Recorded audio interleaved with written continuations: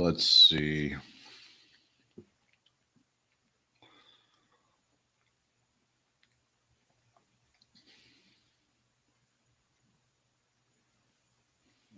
I'm looking straight at the little thing that should put up the thing so that I could do the thing fast. I'm not going to miss it. If it's there, it's going to be there. You're like a cat with a laser pointer at this point.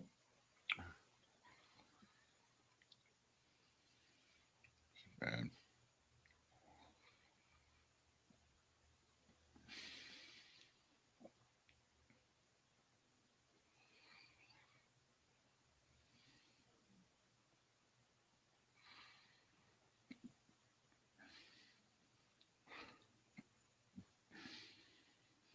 Got nothing so far. Yeah. What you doing, Willis? It's coming.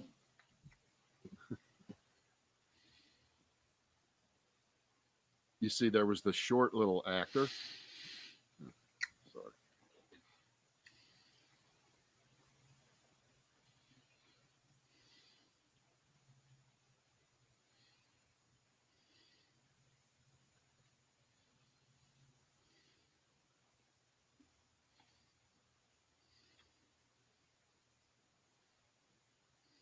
Hey, I found out a good piece of trivia last night. What's that? I didn't know this one. You know, the guy, he died 2 years ago, Robert Osborne, the host on Turner Classic Movies. Okay. They did a long, an hour and a half thing. Went actually pretty well done. And Alec Baldwin had interviewed him in 2014. And, you know, he was a failed actor. Okay.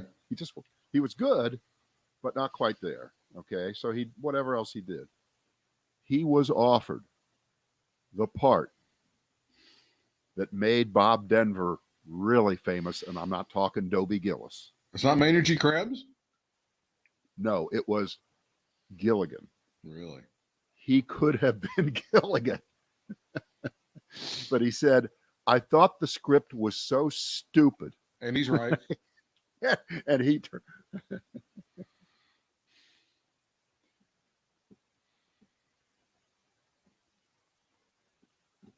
I did not know that.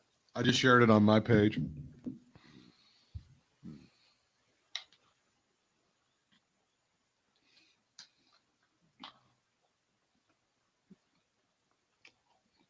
Could have been Gilligan.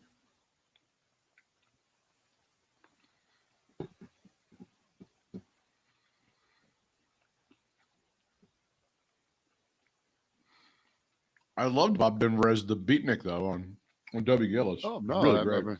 No, that was I'm not saying that, but Dobie. You know, how many people are really famous from 2 hit shows? The answer is not that many. Not that many.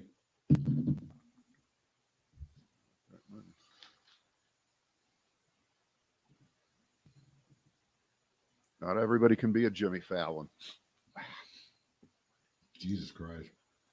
Great example. Yeah. It's pretty strong, wasn't it? Mm. I really brought that with me today, didn't I? He was so good on SNL. Yeah, remember when he was Clinton and he went and ate hamburgers and was talking to people? That was great. Mm-hmm. Yeah. All right. I see we're ready to go. All righty.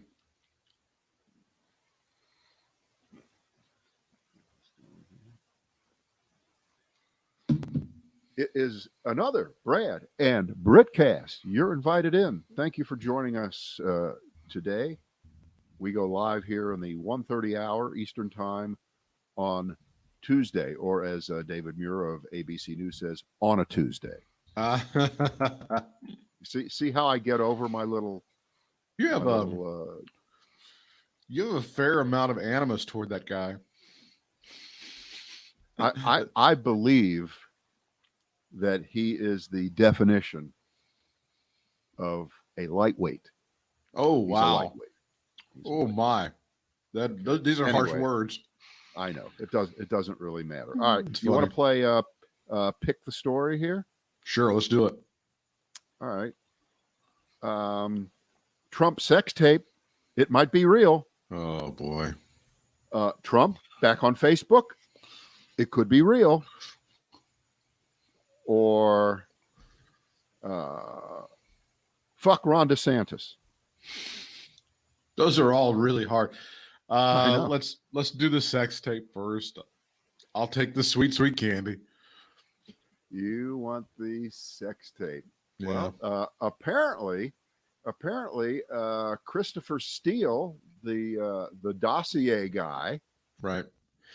He had a second dossier. Right. And it might be a thing. It just might be a thing. Essentially, that's the story. I think the British newspaper, The Independent, is running with the story here. And I know how did we get by without that little piece of actuality coming to the fore? Here's the headline: Americans mortified to learn that there may be compromising Trump sex tapes. Quote, please no, yuck.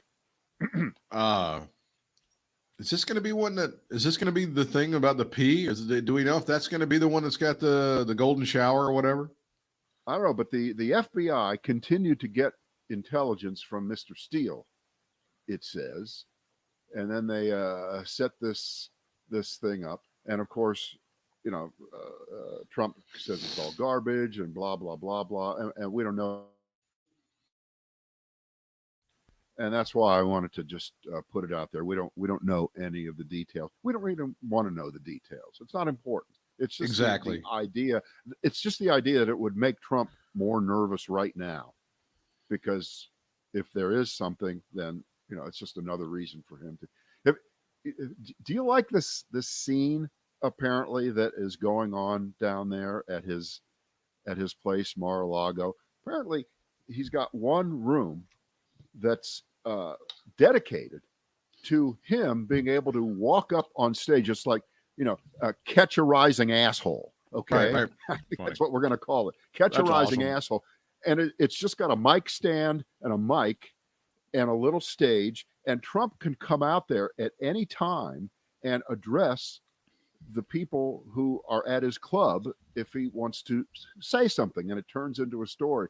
But just the idea that he's so attention hungry, right, that he went from being, quote unquote, the most powerful man in the world, able to command everyone's attention, everyone's ears, everyone's eyes almost instantaneously, to being a guy who has catch a rising asshole, a riser, a podium, maybe a mic, and a few people standing around saying, yeah, I'm with you, Don.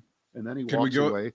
Could we go all the way with the 80s comedy club theme and just have the brick wall behind him like they used to do Showtime at the Improv, where they were just yeah, sure. That would be fantastic. Right. Sure he could get it done. But the faux brick wall. I actually saw, when I saw Richard Lewis in Phoenix one time, he had the thing, he started fucking with the letters on there that spelled out improv, and the V just came off right in his hand. And he had to carry it to the stage to show how stupid it was for them to spell that out. Right. Do Trump on Facebook, possibly back on Facebook. Okay. Got it. Here we go. Tomorrow is the day. Tomorrow, and you know how when a Supreme Court decision is going to rock the country, everyone says, tomorrow morning at 10 o'clock, hand down the decision. And you know how they do it at the Supreme Court? They still literally do it by hand, and all the reporters hear it live, and then they run out and tell the world what's going on. Apparently that's going to happen almost similarly with Facebook. They've been sitting on Trump now for 4 months. The world has been quiet. The American Psychiatric Association, if they could characterize Trump, they'd say he's crazier than a shithouse rat, right? Yeah. He's crazier. That's an actual diagnosis. Yeah. Right. It is. Look it up. But because he's been off of Twitter and Facebook, things have been relatively quiet. And what Facebook did is they decided that, well, we'll take it out of our hands officially, and we'll get some people to make decisions like this on banning people and important things that we're under fire for. And so this group of people, I don't know who they are, but Zuckerberg, they've said we will abide by their ruling. Right. Okay, we will respect them. And so it is possible that tomorrow these people could decide that Donald Trump should get back on to Facebook. And this is a sticky one for this reason. I mean, forget whether you and I think he should be on Facebook. You know, he should be banned from planet Earth, not Correct. just Facebook. The universe. We know that. Yeah. Right. But there are people, including a lot of pretty famous liberal people like Congressman Ro Khanna of California, even Bernie Sanders, saying, I don't want to, some high-tech folks making decisions about free speech and blah, blah, blah. And I think they're full of shit. Okay. Kind of. Yeah, because I would agree. You can't have it both ways. You can't respect the rights of private corporations to do what they want to do.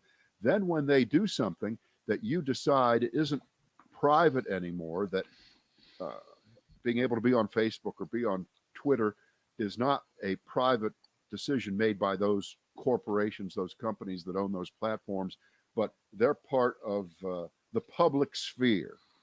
They're like the soapbox that they stand on in Hyde Park in London to make speeches. You can't ban the box. You can't ban the speakers there. So Facebook and Twitter can't ban people. I think that's bullshit. I think that's utter. And I think this also ties in with the Supreme Court justice who said, and I don't remember which one it was, it's a famous statement he made, that the Constitution should not be a suicide pact. Okay, the First Amendment should not be a suicide pact to this democracy. And if you're going to suddenly throw everybody under the auspices of the government telling private corporations what they can do and what they can't do, well, that just seems to me exactly what the First Amendment was developed to, protect against. I mean, yes, speech and freedom of commerce, they're up against each other here big time. And I don't know how it's going to come out. And of course, the problem with this is that if he gets back on Facebook, that's going to put triple the pressure on Twitter to follow along. Possibly. Because Twitter is I don't want to say it's dying. Okay, it's not dying, but it's not growing. It's kind of growing. Yeah. Right. It's not growing. They haven't figured out how to make the kind of money that Google or Facebook or the big guys make. They're just there. And yes, every reporter, every news organization in the world uses it, but it never has gotten far enough beyond that. And if they don't have Trump to just be an idiot, which helps drive traffic for them, and they'd be the first ones to admit that it does, and Facebook just gains a little bit more because anybody that was following him on Twitter and has been missing him, right? If they weren't on Facebook, they're going to do more Facebook, right, to hear Trump. Right. Well, a couple of things. Perhaps if some of the guys standing on the soapboxes in Hyde Park had been known directly to inspire folks to attack the parliament, then maybe they would do something about some of the soapboxes in Hyde Park. So that it's one thing to talk about free speech.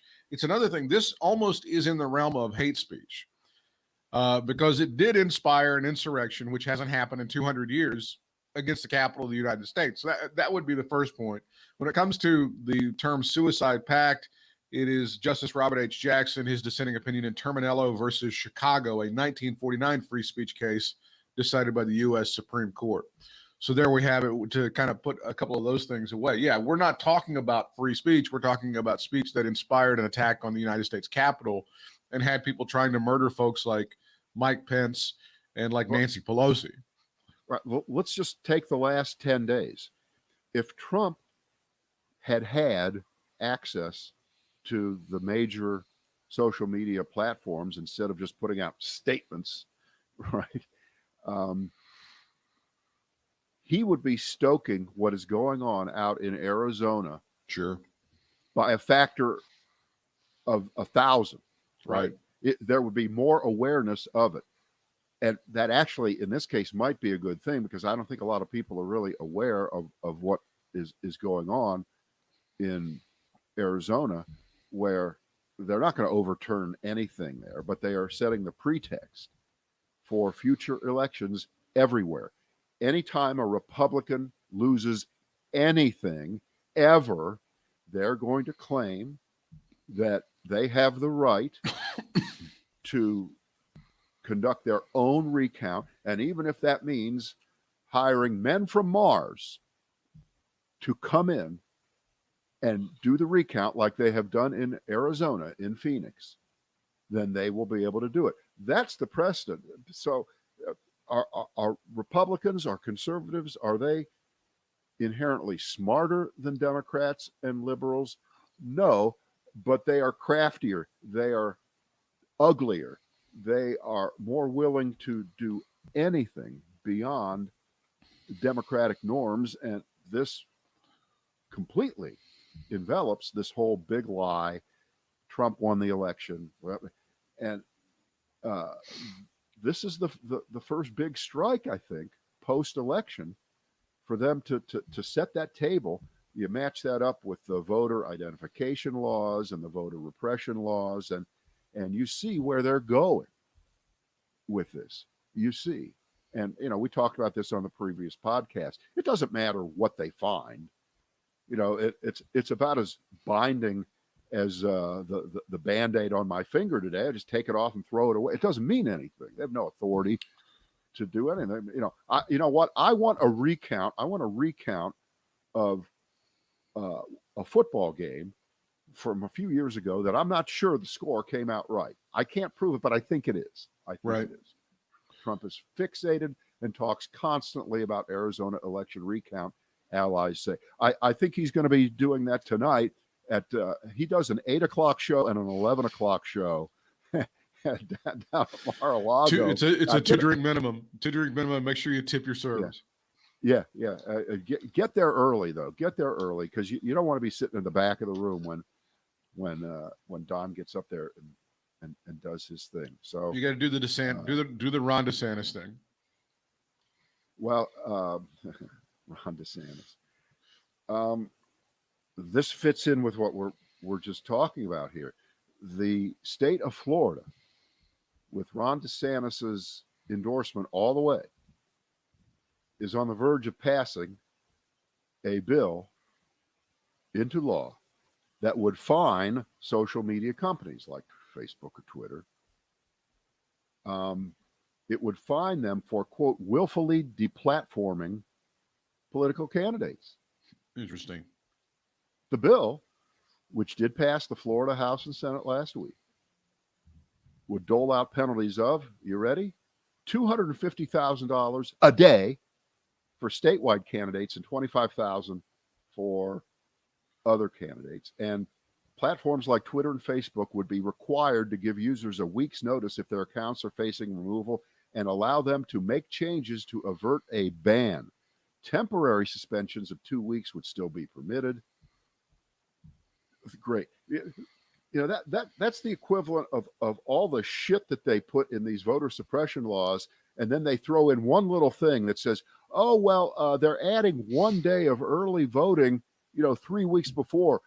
Is that voter suppression? No. And they pretend that something like that. So because they still allow Facebook and Twitter to suspend you for 2 weeks, see, we're still giving them they're just, I don't think this one's going to stand up to a First Amendment challenge. Now, I'm not supporting Ron DeSantis in any way, because he is a major asshole, but there is some precedent for political speech being, as they say, uncensored. I remember there was a story, wasn't there some sort of case in the early 70s when Lyndon LaRouche was able to say bullshit in some sort of political ad on television, because you can't really do anything, even on the FCC, you can't do anything to censor political speech or something of that nature?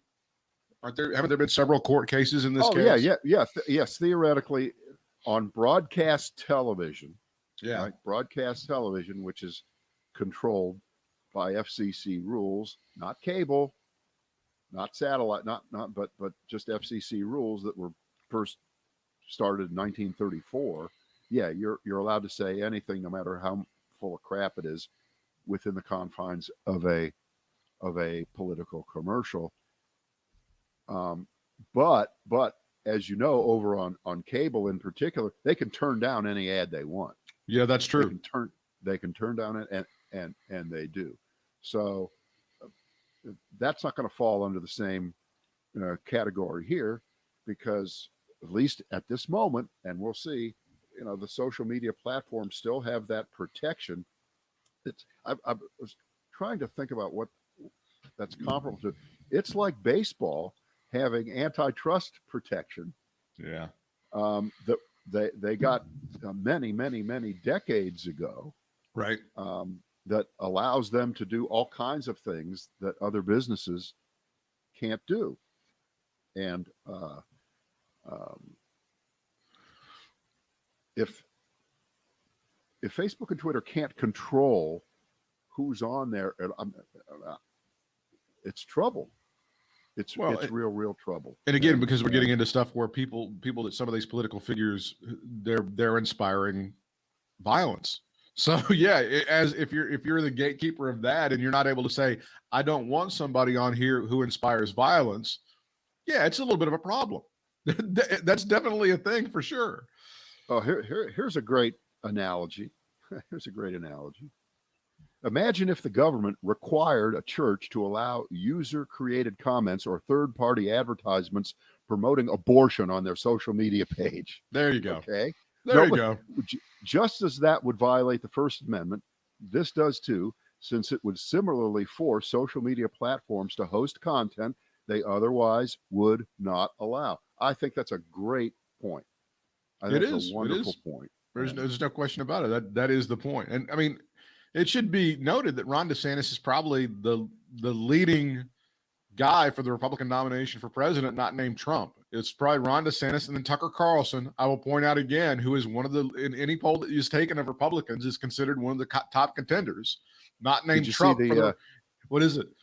Did you see the Joy Reid Tucker Carlson pissing contest? I've seen some of the stuff. She kicked his ass. Oh, she just kicked his ass.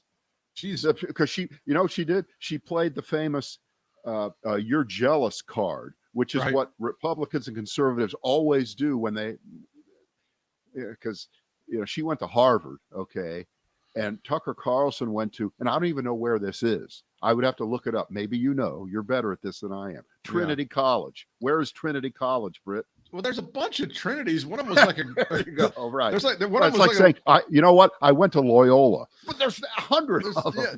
I know there's like a Trinity College, it's a women's college around in D.C., but I hope that wasn't the one he went to. I don't know, but there's a bunch of them all over the place. That's funny. Right. So yeah, I'm seeing it now. Joy Reid takes Tucker Carlson's race lady dog whistle and throws it back at Tuckums.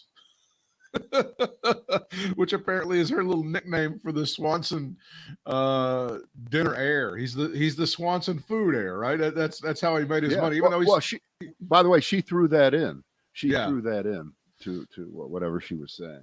God bless her. There. Let's go ahead and take a look at the headline there, because I mean, she's tough, and I would not want to go against her in a pissing contest. So she can kick his ass, 8 days a week if she truly wanted to. So if he's trying to pick a fight with her, he's doing the wrong thing. But I'm sure it'll go over well with his audience, because she's she's black and she's female. No, exactly. Absolutely.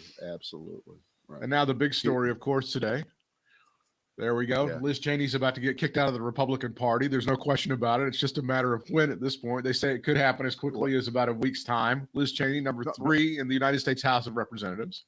Well, she's not going to be kicked out of the party. I don't know. You can't be kicked. Wait, I don't know. I don't know. I know, but before we get to this, it's fun to watch. There's that other piece, I don't know if you've seen it, that for the last 6 days, this story does not exist on Fox. There is no conflict between Kevin and obviously this is story A for political junkies and for cable news. except on Fox, where their people, and they do have a large exclusive audience. Not all of them are channel flippers, right? They're not. They have, I'm sure they have the biggest exclusive audience that never leaves that channel. They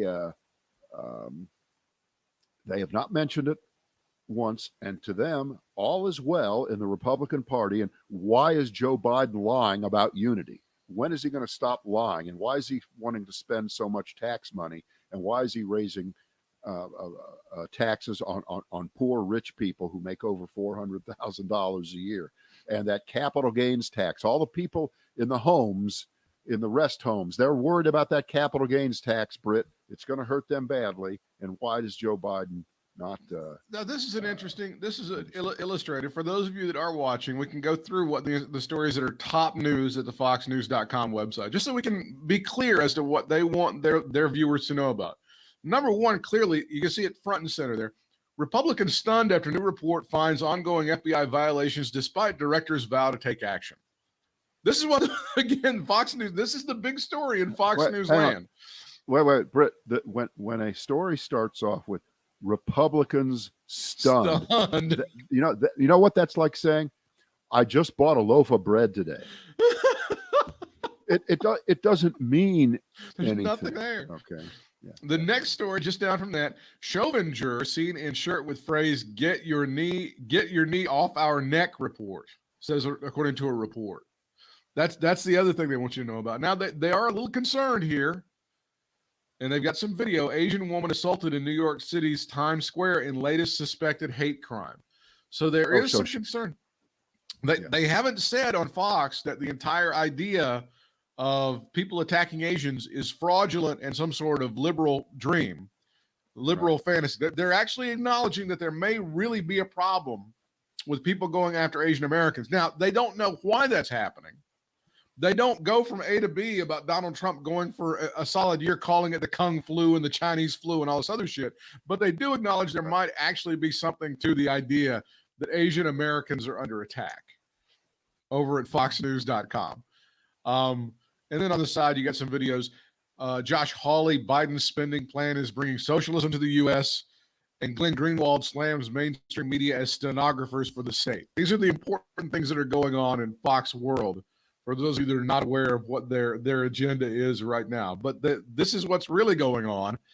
And Liz Cheney is very close. There are sources within the Republican Party that are saying she's going to be out as the number 3 human being in the United States Senate in their party, probably in about a week's time, because she continues to tell the truth that the party cannot subsist based on the big lie, which, sorry, Donald Trump, is not the election results of 2020, but the idea that you won the election, Donald Trump. That is the big lie.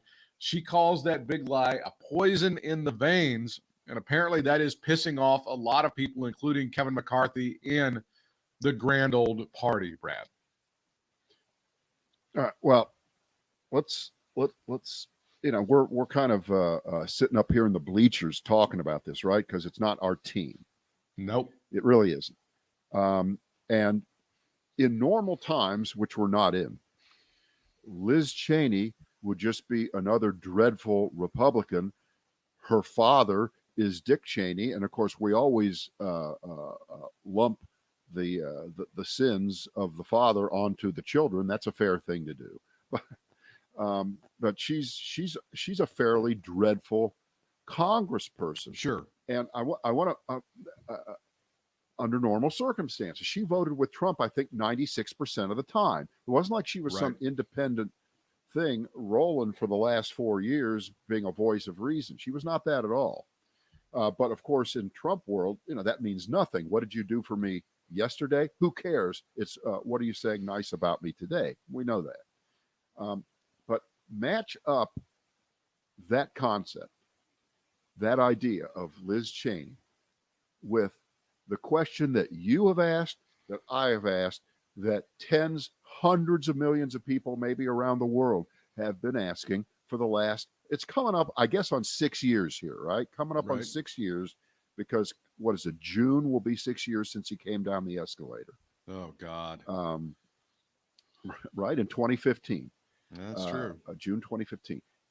What is it going to take for people who have either publicly supported Donald Trump or even privately supported Donald Trump to finally say enough is enough? I'm walking away from this. My country is more important than my political career. My country is more important than my political party.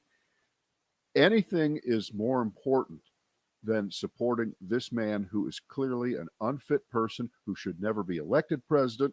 We said that years ago. We said it during his presidency. Isn't there a line? And then the thought would always be completed with, yeah, but this won't do it either. If you didn't do it, if you didn't ditch him over John McCain, not a hero, and the Access Hollywood tape, and the 800 other things that he did while he was president, nothing's going to move these people. Well, to Liz Cheney's credit, and remember, the line for giving credit is not that high. The bar is not that high. She has now said, here's the line: insurrection and overthrow of the American government advocated by a president and a former president is too much for me, and I will not stand alongside of it.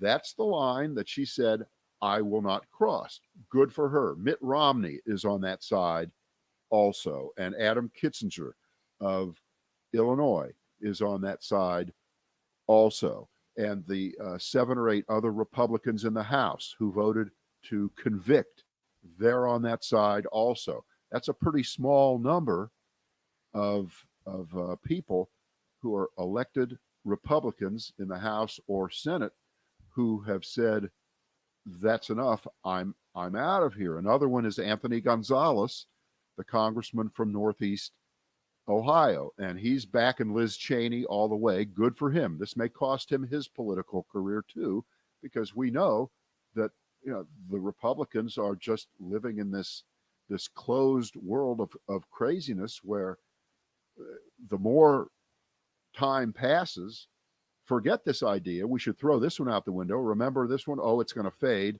Trumpism is going to go. No, it's getting worse. We know that.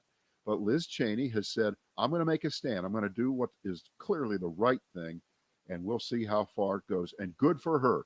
You know what? Maybe she realizes and is willing to go all in with this idea. And it's not a brilliant, real idea.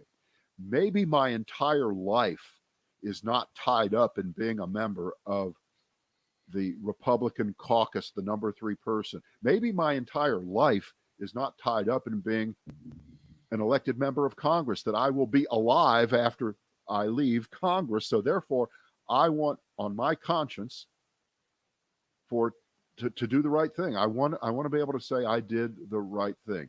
And so she does deserve credit, because it's, when you're in high school and all the cool kids are doing something else and you refuse to go with them, there is a price to be paid. So I say good for her. And,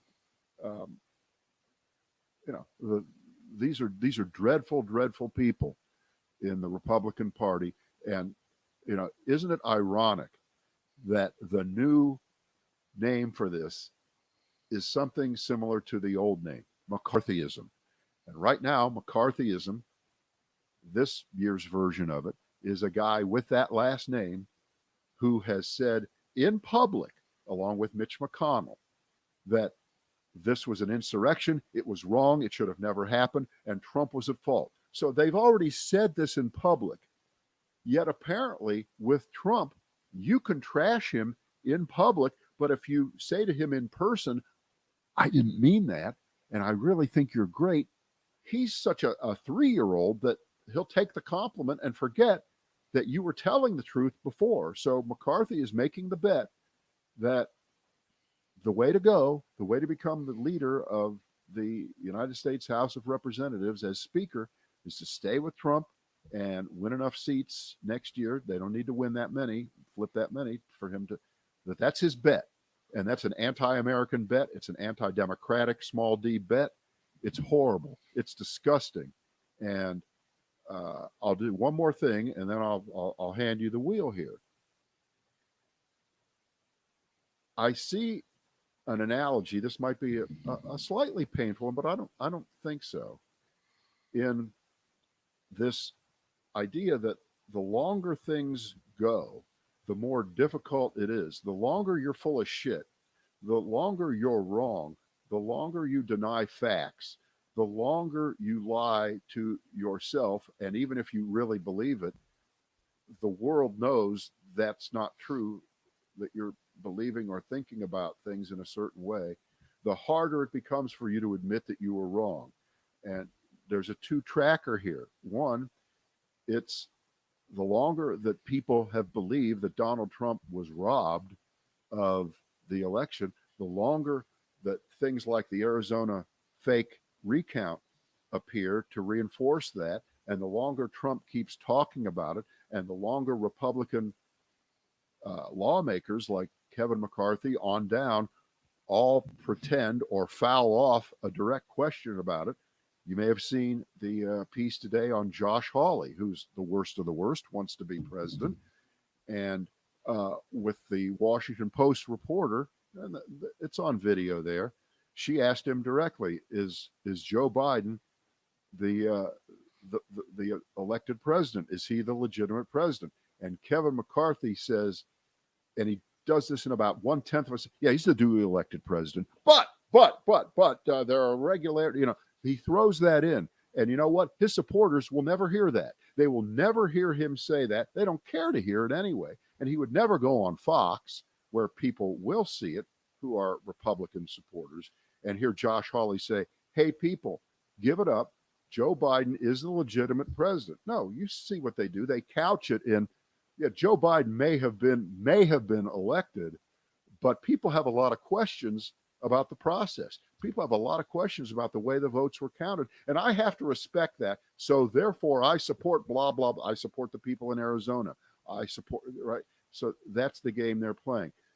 To me, it's the same problem that coronavirus vaccine deniers, and particularly the hesitant people, justify that they haven't gotten the vaccine. And the longer this goes on, the more they're going to dig in, because it gets harder and harder to admit that you were wrong the longer it goes on. Imagine now someone who has been all in on, I'm not going to get it. One, it's not proven to be effective. I don't believe it. They rolled it out too fast. Bill Gates can hear my voice if they inject it into me. It's a transmitter. All the crazy kind of things that are out there.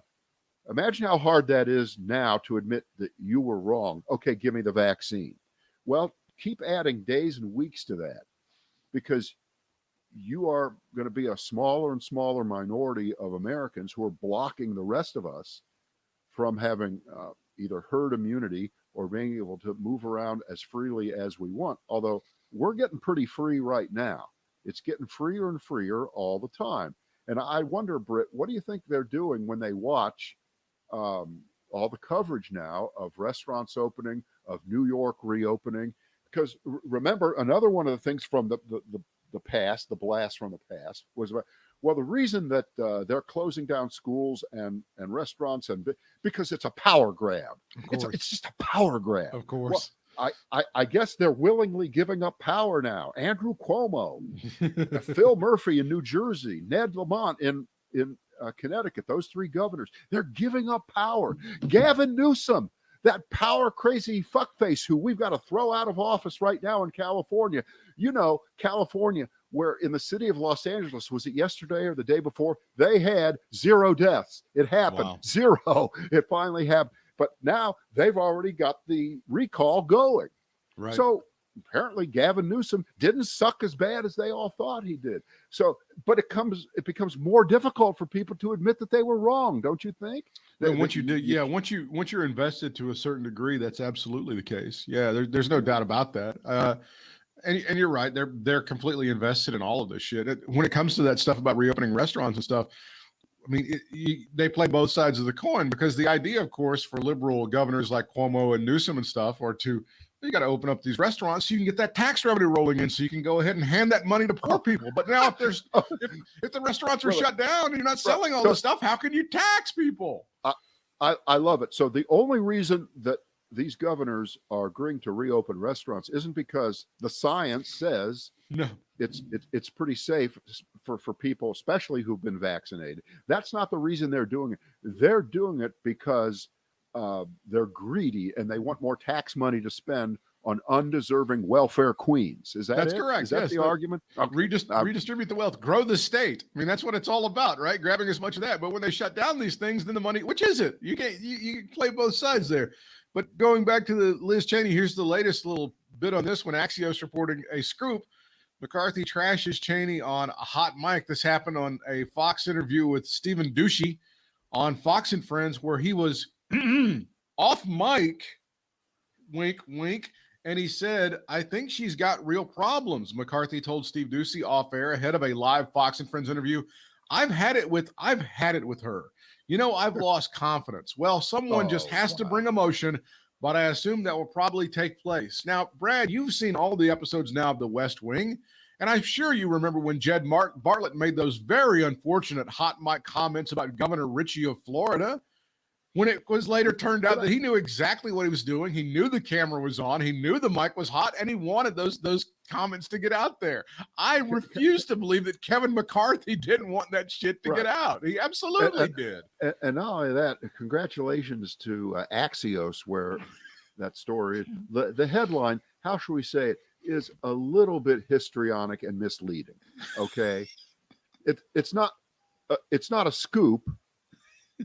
And I mean, come on, but here's the point.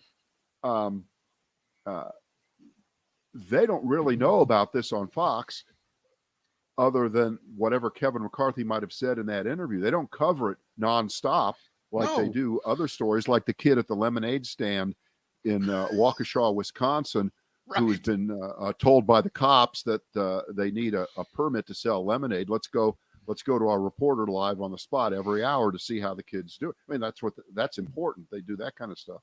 But they're leaving this story, and remember how they're doing it. They're doing it from the angle of letting Kevin McCarthy tell all the Fox viewers, if they are watching this particular moment, that absolutely he is in control. This is a wonderful party that goes along exactly what you, the Fox viewer, wants to hear, that Donald Trump was denied the presidency and that Liz Cheney is completely out of control and out of school for saying the things that are completely nuts, okay? Completely nuts. She has no idea what she's talking about. So, all right, what else? What else we got on the... well, the situation, obviously, you alluded to it earlier about how California, they'd had 0 deaths. The situation in India is obviously heartbreaking right now and tragic, to say the least. And I thought everything was summed up kind of nicely by one of the editors of The Atlantic. Here's the tweet. Number of U.S. vaccinations in the U.S. yesterday fell to levels not seen since February. People around the world are begging for the vaccines, and Americans won't take them because of Tucker Carlson, Joe Rogan, and the disinformation they read and hear on Facebook and YouTube. Do you find any fault at all with that statement from Ann Applebaum of The Atlantic? No, of course not. I mean, it's disgusting. The bodies are literally piling up in India.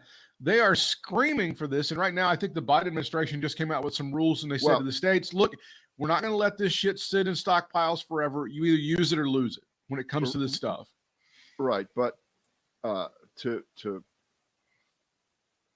equate vaccine hesitancy here by a minority of the American population, and we have several million doses that are either spoiling on the shelf or not using, and the billion plus people in India who would like to get vaccinated, apparently, or are having trouble getting vaccinated, and the government has been unable and unwilling and incompetent and very Trump-like in their approach, with that leader Modi holding giant rallies a few weeks ago and essentially saying we won. There really isn't a direct connection between those two at all. It's ironic that a country of our size, which is, what are we, about 1/4 of the size of India in terms of population? Correct. Yeah. We now have the lines have crossed on the chart, and we have plenty of vaccine to go around. India is not near that. I think they only have like 1 or 2% of their whole population vaccinated. Well, wait a minute. I can run the numbers on that. Even 2% of a billion is only 20 million. So they've done that's the number of cases, but I'm talking about the number of people who are vaccinated. It's very small. It's very, very tiny. And so, I mean, that really doesn't have anything to do.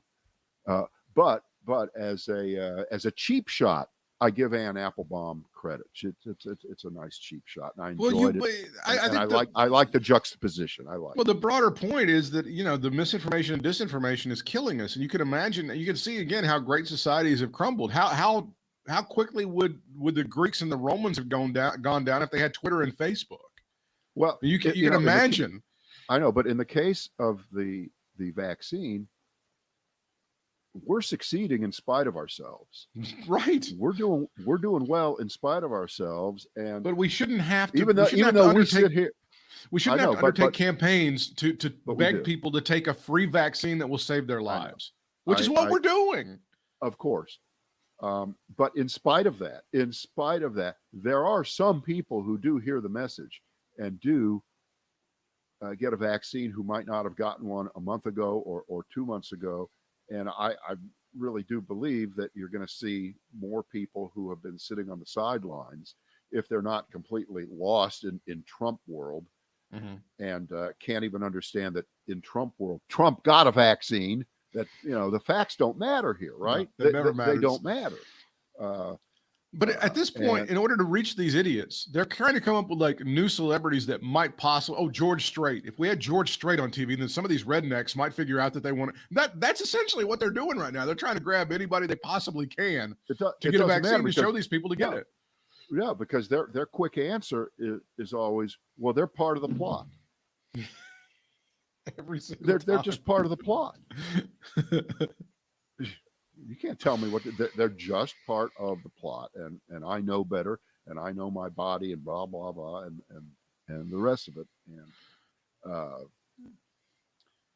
And India is a bad scene, but it's important for us, not only as citizens of the world, and this is a perfect example of we are all citizens of the world, and we are tied into what happens over there at some level.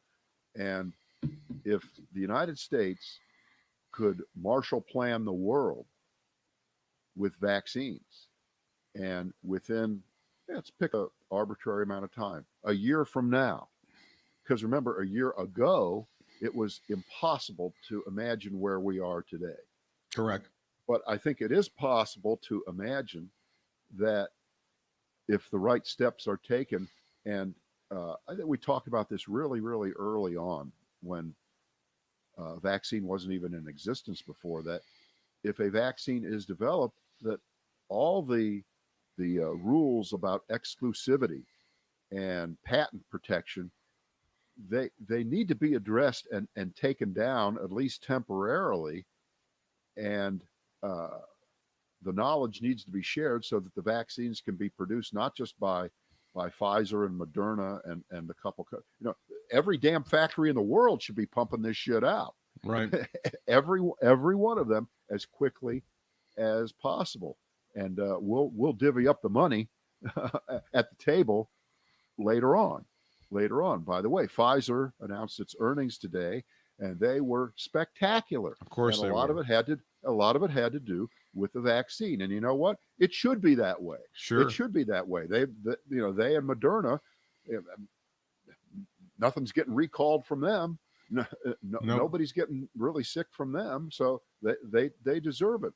But that knowledge should also be taken, and they can get a cut or however they would decide this. But this is too important to leave to just a couple of companies to be producing this, don't you think? And since I agree. India, and I guess that's the big irony. That's the big, you can't believe it's true, that India is the world's largest vaccine maker, right? And they were exporting it. So that government there, if you think that Trump was a fuck up here, and he was, and an asshole here, how could it be that in India, where, and I know they're aware of this, they have a lot more people than we do, way more people. They're pretty aware of that. They're good with numbers over there. Yeah, they're good with numbers. And when you call to get your computer fixed, honest to God, those people, they're great, right? Oh, there's the high road. Yeah, well, they know they have more than 1 billion people there. So how did they get to the point where they said, one, we've beaten this thing. We don't need to vaccinate people as quickly. And everybody go back to your normal lives, when the rest of the world was being more cautious. I mean, they got a lot to answer for. And the tragedy over there is going to be unimaginable. And it already is. We've all seen the pictures from what's going on over there. And that, you know, we had our own problems here, and we've lost 600,000 people here. And that's an unimaginable number from a year ago. Remember, first it was 50,000. Oh, well, you know, it might get 100,000 would be just horrible. Well, we blew past that pretty quickly, in no time. And you know, I haven't seen anybody add up a bunch of other lists of war deaths to get to whatever number we're at now. But we keep adding new wars. Yeah, we do, in our past, to get to the current number of deaths just from the coronavirus. And you know, the final tally won't be known for years, but we know whatever the official number is, whatever it is, it's low. Yeah, there are people who died from other things that were caused by exposure and the rest. But bottom line, the United States in general is I guess, as we do everything, we do everything wrong, and then we finally figure it out, and then we get it right. There you go. We have to make mistakes along the way, and all these governors have made mistakes along the way, and they've plodded through, and most places are doing much better than they were. And I don't know of any stories right now, as of this day, of hospitals having to keep setting up places out in the parking lot to treat people. Right. We've taken the pressure off the hospitals. Well, I think yesterday we were down to like 20 or 30,000 cases. Jeez. And that's still a lot. That's and there are still hundreds of people dying every day. This is not over. And we still are at very high risk in our area, and I think a lot of areas. Right. But for those of us who are vaccinated now, right, life's pretty good. And, you know, I mean, I never did wear a mask outside, ever. Unless I was going to somewhere where I was going to be around a lot of people, which I never did for a whole year. So I didn't ever wear a mask outside.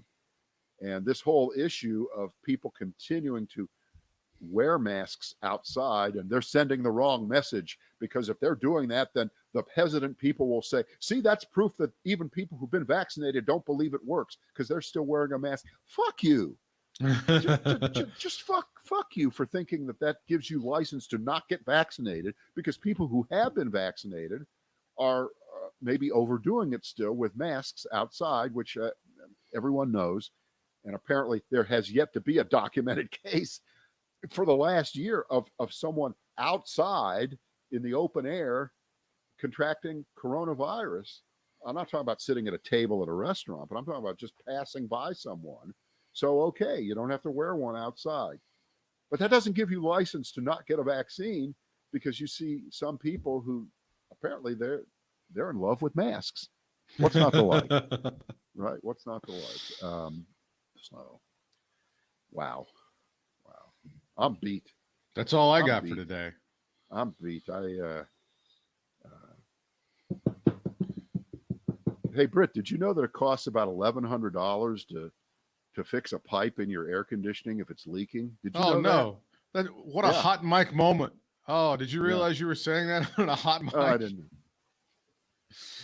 See you guys tomorrow. Yeah, bye.